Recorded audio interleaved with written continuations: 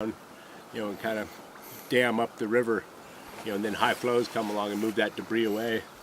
Kind of the debris that was there in the river that make up the rapid, oftentimes kind of stays, and those features kind of stay there. And then the debris that was brought in that's just a lot looser and less consolidated seems to wash away. And in 1993, January 93, big winter in Arizona that year. The Little Colorado flowed 30,000 at one point that winter, 30,000 cubic feet per second down the Little Colorado River drainage. But there was a science trip down here studying debris flows, and they had been doing some work upstream and were just moving out of the canyon. And it's common on those science trips that they'll make a big run down to here, 40, 50, 60, 80 miles and camp above lava falls after making a big run. And they had camped, we can't see it down there, but they're camped about a half mile or about a quarter mile above lava falls. Nice campsite there, and they'd had a rainstorm that night, and the river came up, like a couple feet. And it seemed a little suspicious to them, that much volume was coming down the main corridor, and maybe something had gone on. And so they got a cup of coffee in the morning and walked up on the debris flow that comes out of Prospect Canyon and walked down overlooking lava falls. And there'd been another big debris flow out of there, and dammed the river, constricted it down by about 35%. And they stayed for a number of days more, just kind of watching that thing as it deteriorated apart. They were here to study debris flows, and they cut their rations and stuck around to watch it come apart.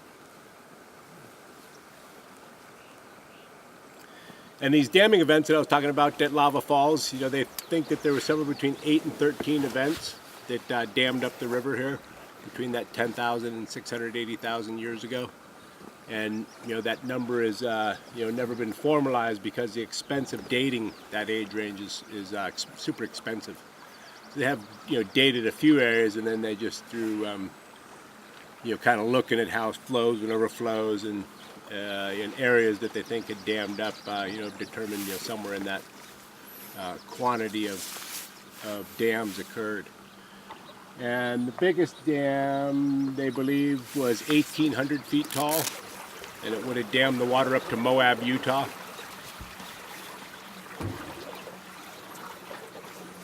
And lava doesn't typically make that great of a dam. It's usually fairly porous. And so when these dams were being built by the lava, in terms of the lava pouring down in the canyon, that lava would pour down in here and start piling up on itself, and then the water would start backing up behind it. And more lava, more water. And then those dams start to get high, and then the water damming up behind it would start to work its way down into the middle of the dam, because they're can be somewhat porous, that lava. And they figured that the water would work its way down into the heart of the dam where it was still molten hot, and that stuff would start to have pressure with the water sitting on top of it. The big spring flood just bringing in water crazy fast, and that water getting down in there, boiling and bubbling and essentially imploding the dams from the inside out.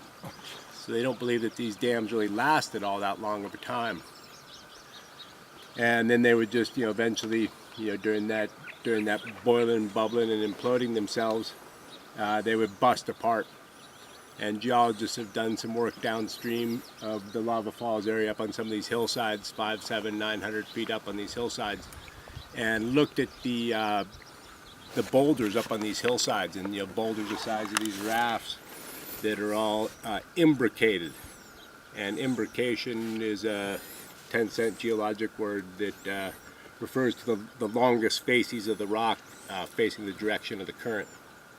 And it'd be extremely unusual to have rock falls that would imbricate the rocks in such a way, or to fall in such a way that they're all essentially facing downstream. They'd all been pointed probably by a big dewatering event.